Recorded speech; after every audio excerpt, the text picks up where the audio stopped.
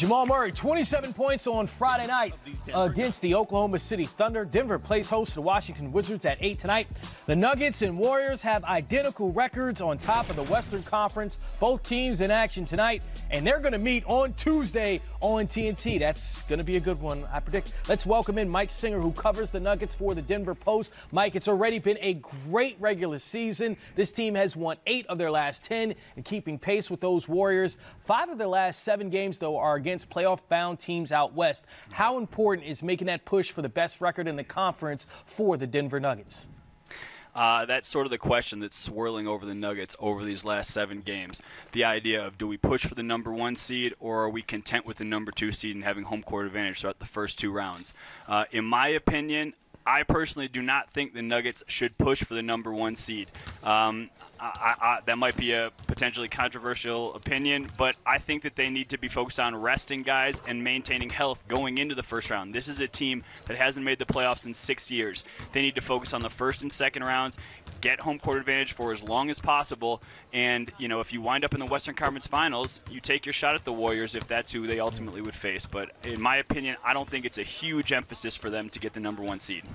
Yeah, as you mentioned, the Nuggets, they missed the playoffs last year, right? So they only have 5 guys with playoff experience. Paul Millsap with more than half of those games played. Does that fact loom over this team as they get closer to that postseason? Because it seems like something we're hearing a lot of.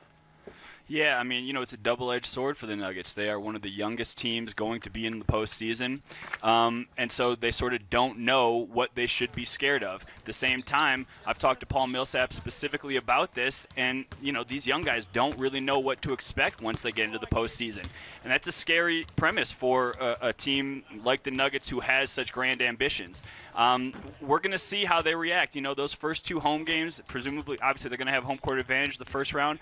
It's going to be fascinating to see how they respond to playoff pressure, playoff environment, and maintaining home court advantage, which is so vital for them, given that I think they're 31-6 at the Pepsi Center.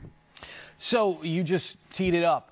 Tuesday, they have the Golden State Warriors. I know that they played tonight, but that certainly a game that you would think is circled on the calendar, considering the last time they played felt like the Warriors really stepped up in that one. What's your take on Tuesday's game and the importance for the Nuggets?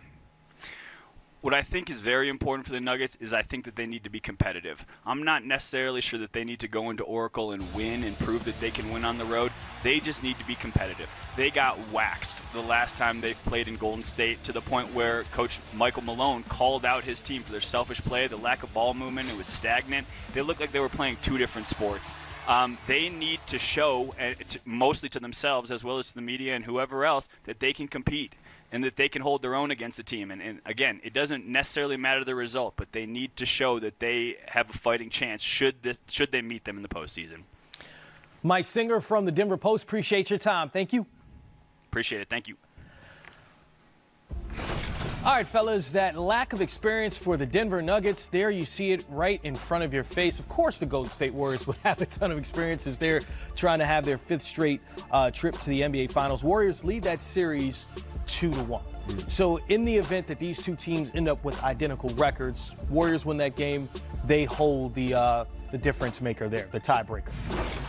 Listen, I'm kind of on point with what he was just saying, in that for me, what's most important for Denver is the fact that they're going to finish 1 or 2. They're going to get a tremendous boost of confidence from that, because they're going to be able to look back and talk about the growth they've made as a group. Remember, you go back a season ago, they lost the last game of the regular season that knocked them out of the postseason, right?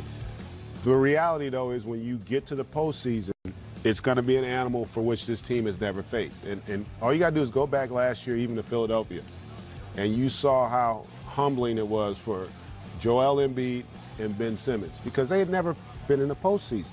They don't understand that, there's preparation and an intensity level that you have not experienced. And while you might have a few guys, Paul Millsap included, in that locker room that can talk to you about it, until you experience it, you don't really have a sense or feel for it. And that's why, for me, I'm putting all of my success for them on the regular season. They could very likely lose in the first round. I wouldn't be surprised. And that's not taking anything away from them. They've had a great year, but that's just really the nature of the postseason when you don't have that experience. I completely agree. When it comes to playoff basketball, I'm not in love with the Nuggets personnel playoff-wise because of versatility, size, switching screens, playing small ball lineups, going big, going small. There's a number of factors that I can throw out.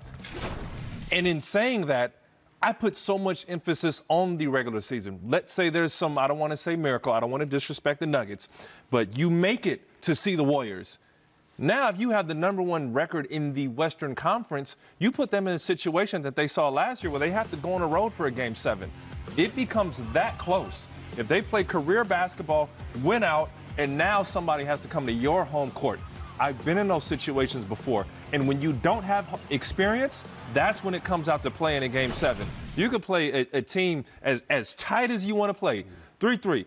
And you come to that last game, GA, you want to have experience, and that wins out. And because of that, you got to take care of the regular season. I'm not saying do anything crazy. I'm not playing Jokic 40 minutes a night or something just to get it. But I think there's a responsible way in which you can go out and win some of these ball games down the stretch. Yeah, certainly a tough road ahead for the Denver Nuggets, so they're going to have to make some choices as to who they play and how much they play them down.